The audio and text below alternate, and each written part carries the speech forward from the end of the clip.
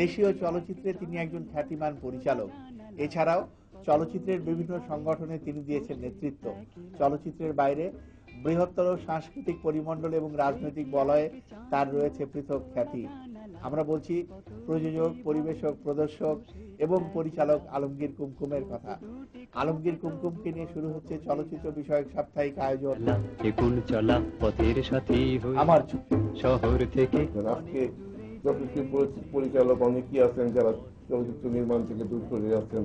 সুভাষ দত্ত আছেন, এজে মিন্টু আছেন, শিবলি সাদিক, এরকম যারা জীবনধর্মী সামাজিক আঙ্গিকে সুস্থ বিনোদনের ছবি বানিয়েছেন, তাদের কর্ম তৎপরতায় এই অঙ্গন আবার মুখর হবে, দর্শকরা সিনেমা হলে ফিরে আসবে, এই বিশ্বাস আমার আছে।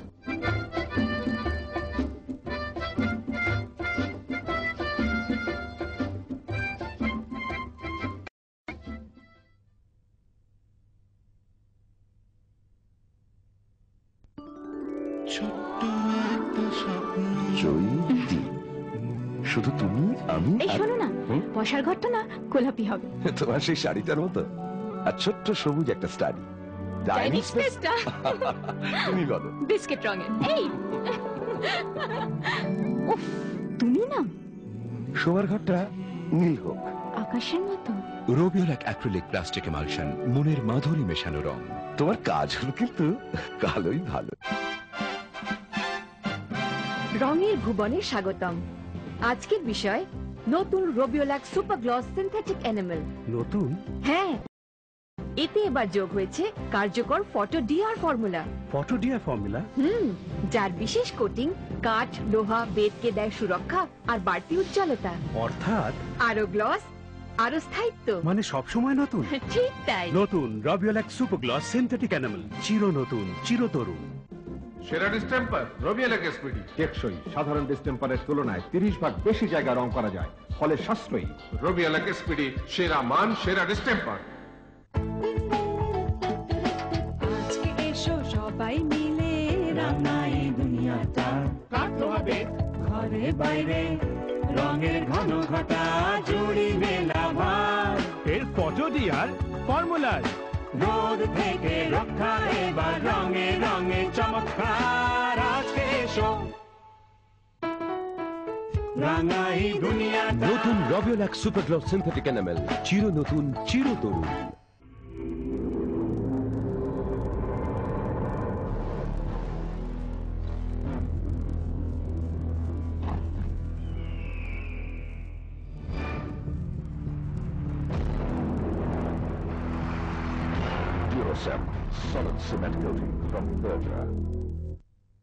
সুপ্রিয় দর্শকবৃন্দ, শুভেচ্ছা, স্বাগতম।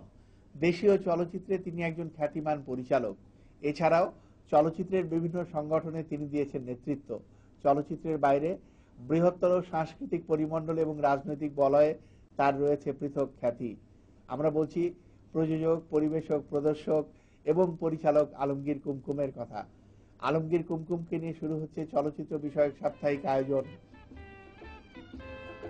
আমার। দেখি এক চাঁদ মুখ খোলা জানালায়, কত কিভাবে বসে একলা। দেখি এক চাঁদ মুখ খোলা জানালায়, কত কিভাবে বসে একলা। ঠোঁট দুটি কাঁপে তবু কথা বলে না। এখন খেলা, এখন চলা পথের সাথী হয়ে শহর থেকে অনেক দূরে চলেছি। পথ চলে আমি এক যাত্রী, মাঠ ঘাট প্রান্তর ছাড়িয়ে চলেছি একা একা শহর থেকে। শহর থেকে অনেক দূরে চলেছি।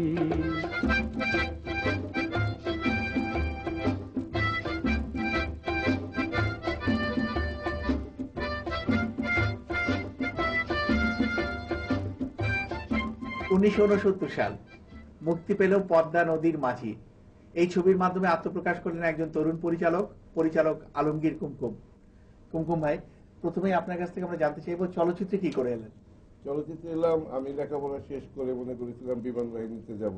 তখন হঠাৎ একদিন চিত্রালী সম্পাদক সৈয়দ মোহাম্মদ সৈয়দ মোহাম্মদ পারভেজের সাথে আলাপ হলো, উনি আমাকে ডাকলেন যে আসেন।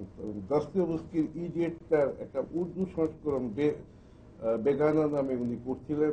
দস্তয়েভস্কির ইডিয়েটটা আমার খুব পড়া ছিল, আমার খুব ভালো লাগতো সেই উপন্যাসটা। তা আমি ঠিক ওটা ছবি হচ্ছে ওই আগ্রহ নিয়ে এই ছবিটা কেমন হয় আমি তার সাথে কাজ করতে আলটিমেটলি ফিল্মের সাথে জড়িয়ে পড়ল। বেগানার ব্যাপারে আপনি উৎসাহী ছিলেন এবং সেইভাবে চলচ্চিত্রে চলে এলেন। প্রথম ছবি যখন পদ্মা নদীর মাঝি তৈরি করতে সিদ্ধান্ত নিলেন, সেই ব্যাপারটা জানতে চাচ্ছি। পদ্মা নদীর মাঝি আমি বানালাম, আমার বাড়ি বিক্রমপুর, পদ্মাপাড়ের ছেলে আমি। মানিক বন্দ্যোপাধ্যায়ের সে বিখ্যাত পদ্মা নদীর মাঝি আমার পড়া ছিল। আমার ইচ্ছে ছিল সেই পদ্মা নদীর মাঝিটাই বানাবার, কিন্তু তখন ওই যে অনুমতি নানা বিধিনিষেধ ছিল বলে সেটা সম্ভব হয়নি বলে আমারই এক বন্ধু মরহুম আরেকজন চিত্র পরিচালক জহিরুল হক, তাকে বললাম যে পদ্মাকে নিয়ে একটা গল্প তৈরি করার। ছবিটা বানাবার পর প্রচুর আমি সুনাম পেয়েছিলাম। যশস্বী পরিচালক, আমার শ্রদ্ধেয় পরিচালক নিখোঁজ জহিরান সাহেব দেখে মুগ্ধ হয়েছিলেন। 1971 সালের ফেব্রুয়ারি মাস মুক্তি পেল আলমগীর কুমকুমের দ্বিতীয় ছবি, রাজ্জাক কবরী আজিম অভিনীত মিষ্টি প্রেমের ছবি স্মৃতিটুকু থাক। মিষ্টি প্রেমের ছবি স্মৃতিটুকু থাক সম্পর্কে জানতে চাই। আমাকে নাম দিয়েছিল, খ্যাতি দিয়েছিল পদ্মা নদীর মাঝি। আমার পিতা হঠাৎ ওই সময় মারা গেলেন, সংসারের বোঝা আমার ঘাড়ে পড়ে গেল। আমি 1.5 বছর বেকার হয়ে গেল, প্রায় বছর খানিক তো বটেই। কোন ডিস্ট্রিবিউশন হাউসে গেলেই দেখতাম এই সমস্ত ওই উর্দু ভাষীর লোকরা কথাই বলতো। ফাইনালি এক ভদ্রলোককে আমি বললাম যে আমাকে একটু সময় দেন, আমি কথা বলতে চাই। কাজী জহির সাহেব, নারায়ণ ঘোষ, মিতা, ওনারা যে ট্রেন্ডে ছবি বানাতেন, উনি বললেন এরকম কোনো গল্প বলবো। আমি ঠিক হঠাৎ ওখানেই একটা গল্প, মানে আমার আগে কোনো প্রিপারেশন ছিল না, আমি ওখানেই বসে বসে মনে মনে একটা ঠিক করে জাস্ট আউটলাইনটা আমি বললাম যে শোনো। সে গল্পটা শুনলো, শোনার পর দেখলাম যে ভদ্রলোক মুগ্ধ হল। আমি যখন উঠছি তখন সে আমাকে পিছে হাত জড়িয়ে বলছে যে কুমকুম, পকেট মে পয়সা হ্যায়, আর तुम वो ट्रॉफी, वो तो ब्रॉन्ज का ट्रॉफी देता है, तुम सोने का ट्रॉफी खुद बना के अपना शोकेस में रख के बोलना कि ये मुझे मिला है, वो पिक्चर बना के तुम्हारा दोस्त लोग बोलेगा हाँ मिला है। কেন এসেছিলেন বললেন না তো? আমার হারানো স্বামীকে ফিরে পেতে এসেছিলাম।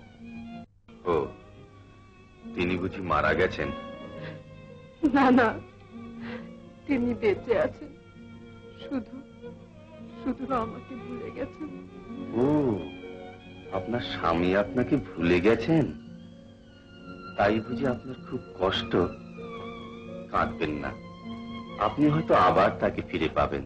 1973 সাল তিনি নির্মাণ করলেন তার তৃতীয় ছবি, মুক্তিযুদ্ধ নিয়ে ছবি আমার জন্মভূমি।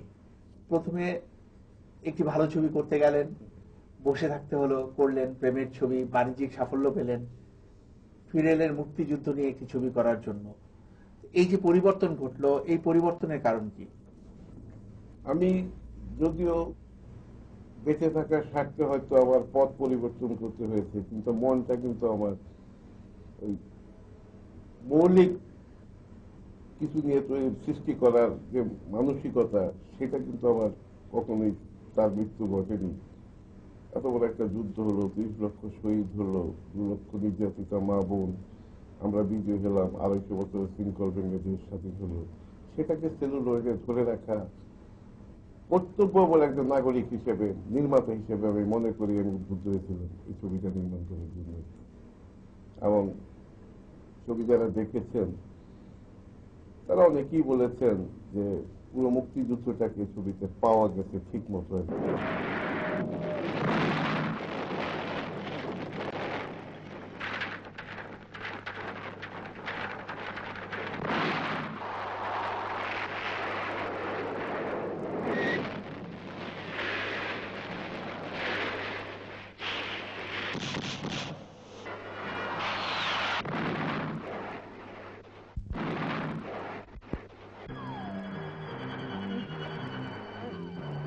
আপনি নায়ক আলমগীরকে উপহার দিলেন, আমি নায়ক- সেই সম্পর্কে আমরা জানতে চাই। নায়ক আলমগীর, আমি তেজগাঁও স্টেশনের কাছে একটা বাড়ি দেখতে গেলাম, যে আমাদের অফিসের জন্য ভাড়া, খালি দেখেই গেলাম। হঠাৎ দেখলাম যে একটা ছেলে বেরিয়ে এলো, স্মার্ট, দীর্ঘদেহী। আমি বললাম কি করতে পারি? আমি বললাম যে আমরা বাড়িটা ভাড়া নিতে চাই। সে বললো যে ফিল্ম অফিসের জন্য তো ভাড়া দেবো না, পাড়ার মধ্যে অফিস বাড়ি, আই এম সরি আর কি। আমি কিন্তু ও ভাড়া দেবে কি দেবে না এগুলো আমি ওকে লক্ষ্য করছিলাম। তো হঠাৎ আমি ওকে বললাম যে আমাদের আপাতত অফিস আছে, আপনি কি অভিনয় ইন্টারেস্টেড? তো হঠাৎ সে বললো যে কেন বলুন তো? আমি যদি ইন্টারেস্টেড হন তাহলে আপনি আমার অফিসে দেখা করবেন। দেখলাম সেদিনই বিকেলবেলা সে এসে হাজির। আমি তাকে সরাসরি বললাম যে আমার ছবিতে 3 জন নায়ক আছে, একজন নায়কের চরিত্রে আপনি অভিনয় করবেন, রাজি? সে সাথে সাথে রাজি হয়ে গেল। প্রথম শটই সে অবাক ভাবে সে ওকে করে দিল। তারপরে আস্তে আস্তে দেখা গেল যে তার মধ্যে গুণ আছে, কোয়ালিটি আছে। উচ্চতাটা আপনার কাছে কোনো সমস্যা মনে হয়নি? প্রথম দিকে অবশ্য দু একজন আমাকে বলেছিল এত বড় লম্বা ছেলেকে নিয়ে নায়িকা পাবো কেন, আমাদের নায়িকারা সাধারণত একটু শর্ট সবাই তখন যারা ছিল। আমি তখন বললাম যে যদি একবার অ্যাকসেপ্টেড হয়ে যায় তখন হাইট কোনো সমস্যা নেই, কারণ ভারতের অমিতাভ বচ্চন যত বড় লম্বা, তার সাথে হিরোইন গুলো তারা যদি ইফ দে ক্যান ডু, আমাদের পারবে না। পরে দেখা গেল যে সে অ্যাকসেপ্টেড হয়ে গেল। বাঁচতে হলে মানুষের মতো বাঁচবি, নয়তো একেবারে নিশ্চিহ্ন হয়ে যাবে। তবু ওদের কাছে মাথা নত করিস নে। 1976 সাল আলমগীর কুমকুম চলচ্চিত্রের শিল্পে হইচই ফেলে দিলেন, তৈরি করলেন গুন্ডা ছবিটি। এই ছবির মাধ্যমে প্রযোজিকা হিসেবে আত্মপ্রকাশ করলেন অভিনেত্রী কবরী। গুন্ডা তৈরি করার নেপথ্য কাহিনী আমরা জানতে চাই। নায়িকা প্রযোজিকা বুঝতে পারেন যে কিছু প্রেফারেন্সের চাবেই তার ছবিতে যে তার ইম্পর্টেন্সটা একটু বেশি দেখানো হোক। তখন প্রিজনার অফ জেন্ডা বলে একটা জিনদের বন্দি নামে যেটা পার্শ্ববর্তী দেশে আমরা হয়েছে জানি, সেটাকেই আমি জাস্ট ঘুরিয়ে দিয়েছিলাম যে ছেলের চরিত্রগুলোকে আমি মেয়ের চরিত্র বানিয়ে দিয়ে আমি ছবিটা বানিয়েছিলাম। ইস, তোর মতো মাতাল গুন্ডার সাথে আমি করব মন দিয়ে নিয়া? বেশ, করবে না তাহলে আমিও বলবো না। বল বল না। এখন তাহলে দাও আমার বকরা 50-50। 50-50 কেন? পুরোপুরি নিতে ইচ্ছে করে না? তাহলে তো তোমাকে শুদ্ধ নিতে হয়। সেই মন দেওয়া নেওয়ার লাইনের কথা হলো, দেবে নাকি? বিশ্বাস করে তোমার মনটা আমাকে। মন বলেছে আমি প্রেমে পড়েছি, ওই গুন্ডা ছেলেটাকে ভালোবেসেছি, প্রেম করেছি আমি, কি করেছি ওই সর্বনাশা পথে পা দিয়েছি। 1977 সাল আলমগীর কুমকুম এলেন মমতা নিয়ে। আমার জন্মভূমিতে আমরা দেখলাম 3 নায়ককে, রাজ্জাক, আলমগীর এবং মাহফুজকে। এবার এসে তিনি নায়ক আলমগীরকে একক হিসেবে পর্দায় উপস্থাপন করলেন, একক নায়ক। মমতায় তাকে আনলেন, একটু সাহসের ব্যাপার ছিল। এই সাহসটা কি করে এলো?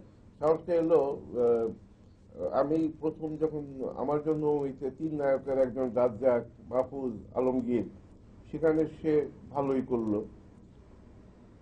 তারপরে কবরীর ছবিতে, গুন্ডা ছবিতে আমি তাকে ওই 2 কবরীর মাঝে একজন, 2 নায়কের একজন কি করলাম, রাজ্জাক কবরীর সাথে সে আরো কিছুটা এগিয়ে গেল। আরোটা কিছু এগিয়ে যাওয়ার পর আমার মনে হলো যে আস্তে আস্তে ওর মধ্যে ম্যাচুরিটি আসছে, আত্মবিশ্বাস এসেছে। তাকে একটা সিনিয়র নায়িকার সাথে একক নায়ক হিসেবে সুযোগ দেওয়া উচিত। তাহলেই তার যোগ্যতাটা হোয়াট ইজ হি সেটা বেরিয়ে আসবে আর কি। তখনই আমি কবরীর সাথে তাকে, তাও কবরী একটা খুব কঠিন চরিত্র, একদম মানে স্বামী পরিত্যক্তা মেয়ের সাথে প্রেম, এই চরিত্রে আমি যাওয়ার পর দেখলাম সাকসেসফুলি সেটা উতরে গেল। 1978 সাল আলমগীর কুমকুম এলেন 2টি ছবি নিয়ে, একটি আগুনের আলো, অন্যটি কাপুরুষ। আলমগীর কুমকুম মানেই ধরে ধরে ছবি করা, অত্যন্ত ডিটেলসে কাজ করা, সেরকম একজন পরিচালক আপনি, অথচ 1 বছর 2টি ছবি করলেন। কোনো অসুবিধা হয়নি? না, অসুবিধা হয়নি। অ্যাকচুয়ালি তখন যে সমস্ত শিল্পীরা ছবিতে কাজ করতেন, আমার এই ছবিতে যারা আছেন নাম শুনলে বুঝতে পারবেন, রাজ্জাক, কবরী, শাবানা, ববিতা, এরা কাজ করেছেন। এদের একটি জিনিস ছিল যে কাজটাকে তারা খুব সিরিয়াসলি নিত। আপনি অবাক হবেন যে শাবানার সাথে কাজ করতে গিয়ে আমার প্রথম, আমি এই ছবিতে কাজ করি এই কাপুরুষে, শাবানা মেকআপ রুম খুলিয়ে দারোয়ান ডেকে মেকআপ রুম ঝাড় দিয়ে সেটাকে পরিষ্কার করিয়েছে, তারপরে সে বসে আছে টেকনিশিয়ানরা কখনো আসবে। আজকে যেটা খুঁজে পাওয়া যায় না, আজকে দেখা যাবে 9টায় শুটিং এ নায়িকারা আসছেন, 12টার সময় কেউ আসছেন 1টার সময়। আজকের পরিচালকদের মানে এমন অবস্থায় নিয়ে গেছে যে তারা একটি ছবি বানাতে হিমশিম খেয়ে যাচ্ছে। 1979 সালে আলমগীর কুমকুম এলেন আরো দুটি ছবি নিয়ে, একটি সোনারচি দামি, অন্যটি রাজবন্দী। আমরা যতদূর জানি রাজবন্দী পোশাকি ছবি। পোশাকি ছবির প্রতি আপনি আকৃষ্ট হলেন কেন? আমি একটি কথা বলেছি যে এর আগেও গুন্ডা ছবির ব্যাপারে আমি বলেছিলাম, প্রিজন অফ জেন্টাকে আমি নিয়েছি। এখানেও আরেকটি বিখ্যাত উপন্যাসী আমি বলবো, ফ্রান্সের Prince in the iron mask, সেটাকেই আমি বাংলায় রূপান্তরিত করে ছবিটা বানিয়েছিলাম। গল্পটাই পোশাকি, তা কাজেই পোশাকি হিসাবে বানাতে হয়েছে। আমি মাঝে মাঝে নিজেকে টেস্ট করার জন্য চিন্তা করেছি, আচ্ছা আমি একই ধারার ছবি বানাই, এইভাবে ট্রেন্ডেড হব কেন? আমি সবই বানাতে পারি। এটা দেখানোর জন্যই অনেক সময় আমি এক্সপেরিমেন্টাল বেসিসে বিভিন্ন বিষয়বস্তু নিয়ে আমি চুরি করেছি আর কি। 81 সালেও তিনি মুক্তি দিলেন দুটি ছবি, একটি রাজা রাজা, অপরটি ঝুমকা। ঝুমকার প্রযোজক হিসেবে আত্মপ্রকাশ করলেন নায়ক আলমগীর। নায়ক নায়িকাদের প্রিয় পরিচালক আপনি, এই কথাটা যদি বলা হয় আপনি কি বলবেন? এই আলমগীর, কবরী, রাজ্জাক, এদের সাথে কাজ করতে করতে একটা বন্ধুত্বের সম্পর্ক হয়ে গেছে এবং এরা এক সময় মনে করেছে আমি ছবি করলে তাদের ছাড়া করা সম্ভব নয়। তারাও যখন ছবি প্রযোজনে এসে মনে করেছে যে কারণ তারা আমাকে জানে, আমার কাজের ধারা সম্বন্ধে জানে, আমার সমাজবর্তিতা সম্বন্ধে জানে এবং জানে যে কতটা আমি প্রোটেক্ট করতে পারবো তাদের financial ইনভলভমেন্টকে।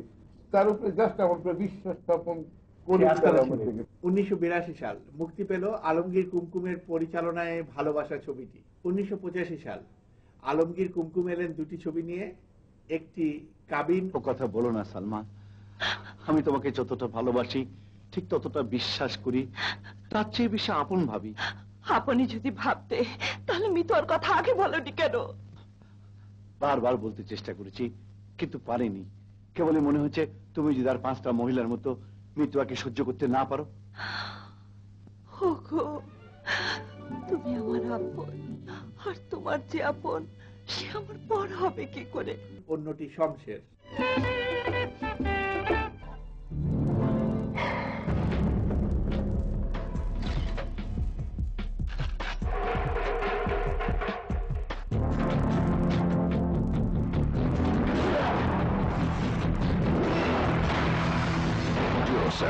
Solid cement coating from Berger. এসে গেছে, বলে দাও। বাড়িতে নেই। আরে তুই বাড়িতে নেই? ছিলাম না, এখন এসে গেছি।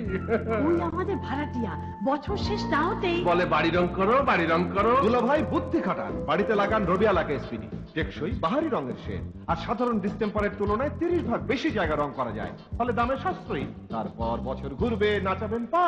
ওই যে ভাড়াটিয়া। কি ভাই, চা চলবে? চা। রবিয়ালা এসপিডি, সেরা মান, সেরা ডিসটেম্পার। ছোট্ট একটা স্বপ্ন মনের মাঝে। রবিয়ালাক অ্যাক্রিলিক প্লাস্টিক এমালশন, মনের মাধুরী মেশানো রং। রঙের ভুবনে আজকের বিষয় নতুন Robbialac super gloss synthetic enamel.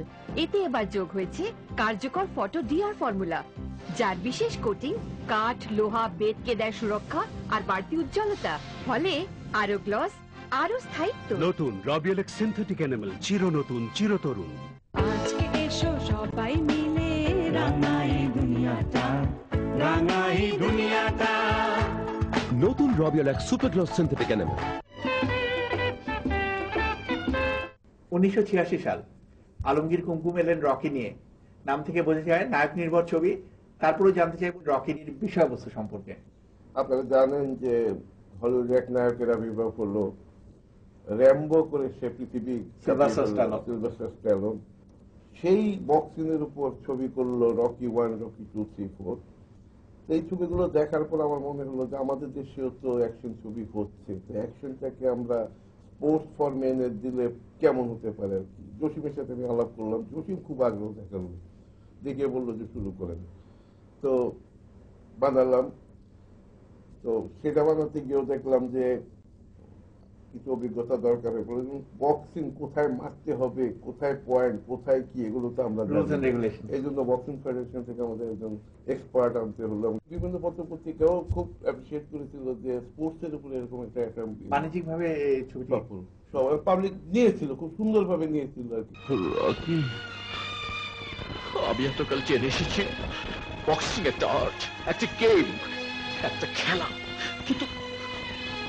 কিন্তু যে আর্ট, যে গেম, যে খেলার জন্য আমার জন্মদাতা পিতা ষড়যন্ত্রের শিকার হয়ে প্রাণ হারিয়েছে, যে খেলার জন্য আমি হতভাগা, ছোটবেলা থেকে হারিয়েছি জন্মদাত্রী মায়ের স্নেহ, মায়া, মমতা, সে আর সে গেমকে আমি ঘৃণা করি, মনে প্রাণে ঘৃণা করি। রকি আমার নাম, সবাইকে জানাই আমার সালাম, জীবনটারে তোমাদের তরে বিলিয়ে দিতে এলাম, নাম নাম নাম নাম নাম নাম। আলমগীর কুমকুম আবার এলেন পরিচালক হিসেবে 1987 সালে, ছবির নাম মহান। 1989 সাল আলমগীর কুমকুম এলেন ফোক ছবি নিয়ে, ছবির নাম সোনার নাও পবনের বৈঠা। সোনার নাও পবনের বৈঠা ফোক ছবি, এই ছবির প্রতি আপনি আকৃষ্ট হলেন কি করে? এর প্রতি আমি আকৃষ্ট হলাম যে বিক্রমপুরে অনেক বড় বড় দিঘি আছে, পুকুর আছে, আপনারা জানেন, লোকগাথা সেই পুকুরগুলোকে নিয়ে আসছে। ছোটবেলা থেকে আমি শুনতাম নানি দাদির কাছে, আমি ভাবলাম যে একটা ট্রাই করে দেখি কিরকম হয় কি। এই গল্পটাকে বাস্তবে রূপ দেওয়ার জন্য অন্তত আমার দেশের লোক তো দেখবে যে গল্পটাকে চিত্রায়িত করা হয়েছে।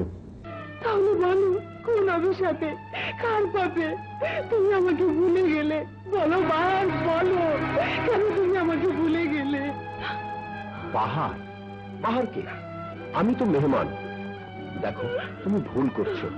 আজ আমার বিয়ে, রাকা কোণে সেজে অপেক্ষা করছে, তাকে ফেলে আমি তো কারোর সাথে পালিয়ে যেতে পারি না।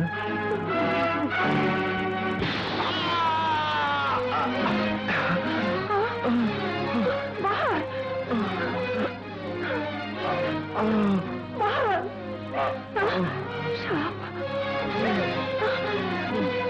1990 সাল মুক্তি পেল অমর সঙ্গী ছবিটি। আলমগীর এবং জসিম দুই শক্তিশালী অভিনেতা এবং নায়ক, তার বিপরীতে দিতিকে নিলেন। ব্যাপারটি কি খুব ঝুঁকিপূর্ণ ছিল না? ঝুঁকিপূর্ণ অবশ্যই ছিল, কিন্তু দিতির একটি নাটকে অভিনয় দেখে, একটা অন্ধ মেয়ের চরিত্রে সে অভিনয় করেছিল টেলিভিশনে, আমি মুগ্ধ হয়েছিল এবং আমার কেন যেন মনে হয়েছিল মেয়েটার মধ্যে প্রচুর সম্ভাবনা আছে, সুযোগ পেলে মেয়েটা বাংলাদেশের মানে প্রথম সারি নায়িকা হয়ে যেতে পারবে। তার জন্য আমাকে কি মূল্য দিতে হয়েছে আপনি শুনে অবাক হবেন যে ছবি ঈদে মুক্তি পাবে, আমার ছবি কোনো হলওয়ালা চালাতে যাচ্ছে না। ছবিটা যখন মুক্তি পায় ঢাকায় মাত্র 6টি সিনেমা হল আমি পেয়ে, তাও ছোট ছোট 3টা না কটা, আর 2টো বড় বড় হল। ছবি সোমবার ক্রস করতে পারেনি, এর মধ্যে অনেক এক্সিবিটারই ভাই আমরা এক কন্ট্যাক্ট ছিল, পারিনি, নেক্সট উইকে আমরা 10th উইকে বললাম যে একটা ছবি চলছে ঈদের, সেই ছবিটাকে হাফ ওয়েতে কিল করে দিয়ে আপনি আমার ছবি চালাতে হয়, কিন্তু ভালো কথা না, আপনি তো আরেকজনকে কিল করছেন। সেই মান অভিমান কান্নাকাটি খাবো না এই অবস্থা, মানে আমি যেখানে কেঁদেছি সারা মাস, সেখানে দেখা গেছে তারা উল্টা কাঁদা শুরু করেছে, এই হলো অবস্থা। দ্বিতীয় এক্সেপ্ট হয়ে গেল। হা করে কি দেখছিস? পছন্দ হয়েছে? এসো, তোমার সাথে পরিচয় করিয়ে দিই।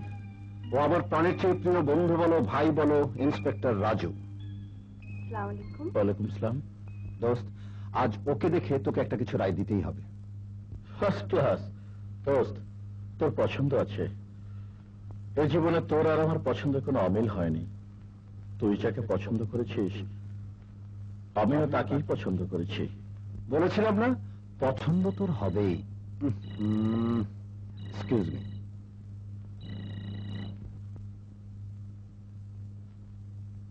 আমি জানতাম না তুমি একজন উঁচু দরের অভিনেত্রী। হ্যাঁ, আপনি কি বলছেন? চুপ করো। তুমি যে শুধু যে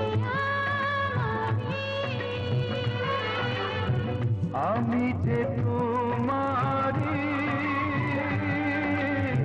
শুধু যে তোমারি।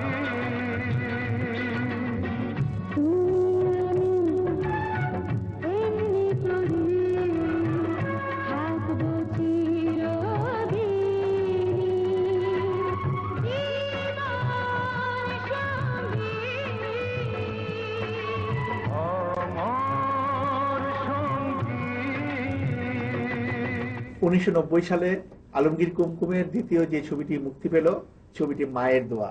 নায়ক আলমগীরের সাথে যৌথ প্রযোজনায় তিনি ছবিটি তৈরি করলেন, প্রযোজক হিসেবে এলেন, অথচ যৌথভাবে। কারণ কি? কারণ হলো ছবিটা অ্যাকচুয়ালি অনেকদিন আমি এই লাইনে কাজ করছি, স্বাভাবিকভাবে আমার মতো অনেক পরিচালকই প্রযোজক হয়ে গেছেন। তো বাড়ি থেকেও কিছু টাকাটা ছিল, আর নিজের ইস্যু ফিল করলাম যে আমার একটা প্রোডাকশন হল নিজেরই হওয়া দরকার হয়ে পড়েছে। আমি ছবিটা স্টার্ট করলাম, করার পর তখন স্বাভাবিকভাবে আলমগীরকে বললাম যে আপনি কাজ করেন আমার ছবিটা আরো বেশি। আলমগীরও তখন তার আরেকটি ছবি তৈরির প্রস্তুতি নিচ্ছিল, তখন বললো যে কুমু ভাই আপনি তো আমি তো আপনার সন্তানের মতো আর কি, ছবি আপনিও বানাবেন আমিও বানাবো, তাতে একটা জিনিস হবে কি দুজনেরই অন্তত ফাইন্যান্সিয়ালি একটু কমবে যদি আমরা যৌথভাবে ছবিটা করি, আপনি পরিচালক আমি নায়ক, তাহলে আমাদের টাইমটা আরো বেশি হবে এবং রিলেশনটা আরো হবে। আসেন আমরা একটু যৌথভাবে একটা প্রোডাকশন হাউস করি আর কি। তুমি কি বলছো? মায়ের তো নামিয়ে ফেলবে? না রে, তাহলে কি হয়েছে? কি ছবি এনেছেন দেখি? এই যে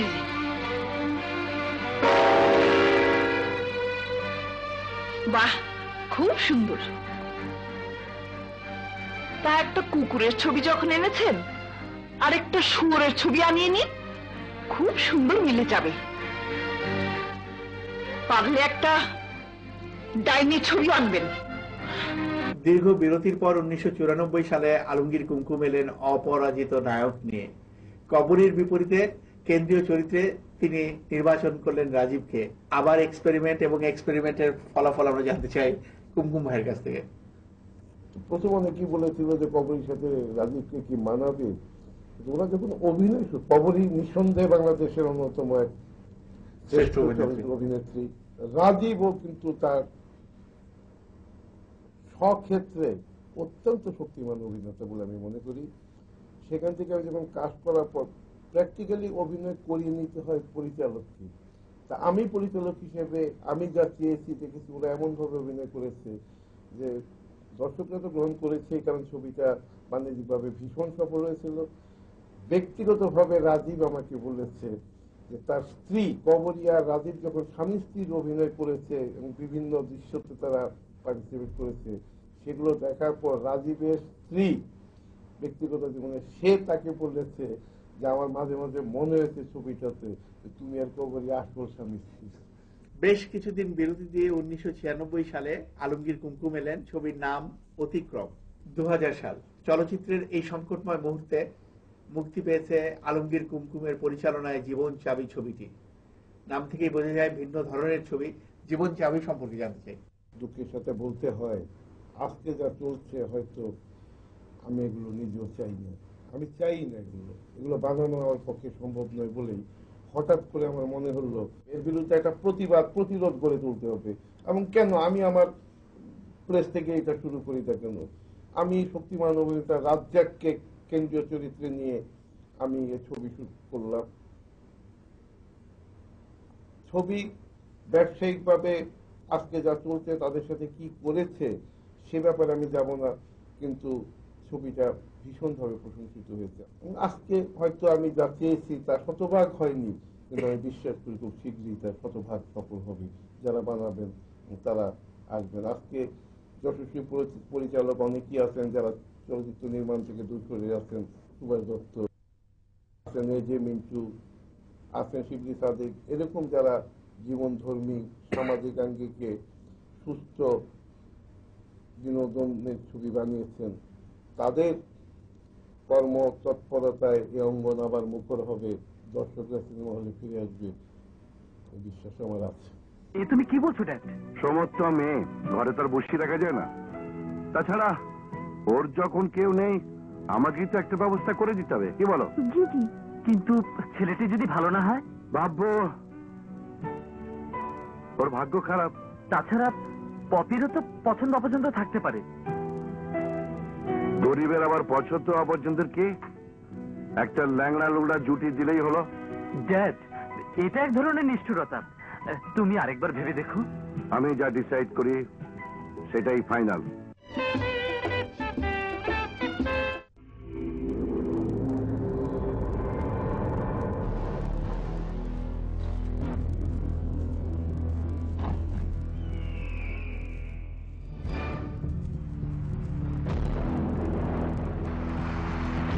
Duracell solid cement coating from Berger. Photo DR সমৃদ্ধ নতুন রোবিওল্যাক সিনথেটিক এনামেলের বিশেষ কোটিং কাঠ লোহা বেদকে দেয় সুরক্ষা আর বাড়তি উজ্জ্বলতা। নতুন রবিওল্যাক সুপার গ্লস সিনথেটিক এনামেল। মশার ঘরটা না গোলাপি হবে, আর ছোট্ট সবুজ একটা স্টাডি। চাইনিজ স্পেসটা বিস্কিট রঙের। তুমি না শোয়ার ঘরটা নীল হোক আকাশের মতো। রবিওল্যাক অ্যাক্রিলিক প্লাস্টিক এমালশন, মনের মাধুরী মেশানো রং। দুলাভাই বুদ্ধি খাটান, বাড়িতে লাগান রবিওল্যাক এসপিডি। টেকসই বাহারি রঙের শেড, আর সাধারণ ডিস্টেম্পারের তুলনায় 30 ভাগ বেশি জায়গা রং করা যায়, ফলে দামে সাশ্রয়ী। তারপর বছর ঘুরবে, নাচাবেন পা। ওই যে ভাড়াটিয়া। কি ভাই, চা চলবে? চা। রবিওল্যাক এসপিডি, সেরা মান, সেরা ডিস্টেম্পার। আজকে এসো সবাই মিলে রাঙাই দুনিয়াটা, কাটলো হবে ঘরে বাইরে রঙের ঘন ঘটা, জুড়ি মেলা ভার এর ফটো ডিআর ফর্মুলার, রঙে রঙে চমৎকার। নতুন রবিওল্যাক সুপার গ্লস সিনথেটিক এনামেল, চির নতুন চিরতরুণ। কুমকুম ভাই এই মুহূর্তে কি করছেন? আমি চলচ্চিত্র পরিচালক। এই পরিচিতির সাথে সাথে আমার আরেকটি পরিচয় আছে। আমি নিজে দেশের রাজনীতির সাথে ভীষণভাবে, আমরা শুরুতে সে কথা বলেছি, আপনি একজন। আমি বর্তমান ক্ষমতাসীন দল বাংলাদেশ আওয়ামী লীগের সাংস্কৃতিক বিষয়ক সম্পাদক। স্বাভাবিকভাবে রাজনীতি যখন করি, রাজনৈতিক কর্মসূচি এসব ব্যাপারে আমাকে সময় দিতে হয়। তবু আমার প্রথম পরিচয়, আমি একজন চলচ্চিত্র পরিচালক। এই মুহূর্তে আমি ভাবছি আবার আমি একটি ছবি বানাবো। ঠিক যখন চলচ্চিত্রের অস্থিরতা বিভিন্ন দেশে এসেছে, তারা কিভাবে এগুলো ওভারকাম করেছে, আমি সেটাই স্টাডি করছি। এবং যেই ধারায় ছবি তৈরি করে তারা এই সমস্যার সমাধান করেছে, সেরকমই একটি ছবি নির্মাণের পরিকল্পনা নিয়ে আমি কাজ করছি। সাথে সাথে একটু বক্তব্য আমি দিয়ে যাব।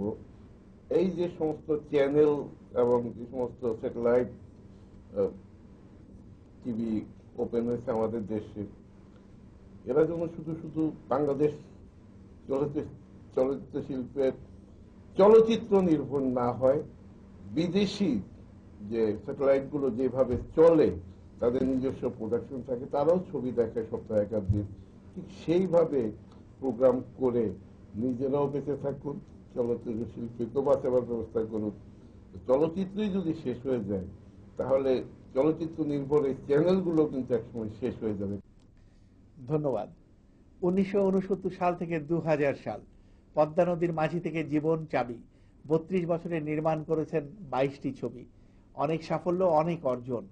তার পরিচালনায় চলচ্চিত্র হয়েছে সমৃদ্ধ। চলচ্চিত্র শিল্প স্বার্থ সংরক্ষণে তিনি এগিয়ে এসেছেন, নেতৃত্ব দিয়েছেন চলচ্চিত্র সংগঠনগুলোর। চলচ্চিত্রের এই সংকটময় মুহূর্তে আলমগীর কুমকুমের কাছে আমাদের প্রত্যাশা অনেক। একজন পরিচালক, প্রযোজক এবং প্রদর্শক হিসেবে তিনি এই সংকট উত্তরণের ক্ষেত্রে আমাদের পথ দেখাবেন, এটা আমাদের প্রত্যাশা, এটা আমাদের দাবি। আমরা দুজন বন্ধু চিরকালে, যেন দুটি ফুল একই ডালের, দুটি দেহে একই প্রাণ, একই সুরে গাই গান, দুটি দেহে একই প্রাণ, একই সুরে গাই গান। তোরে ছেড়ে যাব না রে মরণ এলে, আমরা দুজন বন্ধু চিরকালে, যেন দুটি ফুল একই ডালে।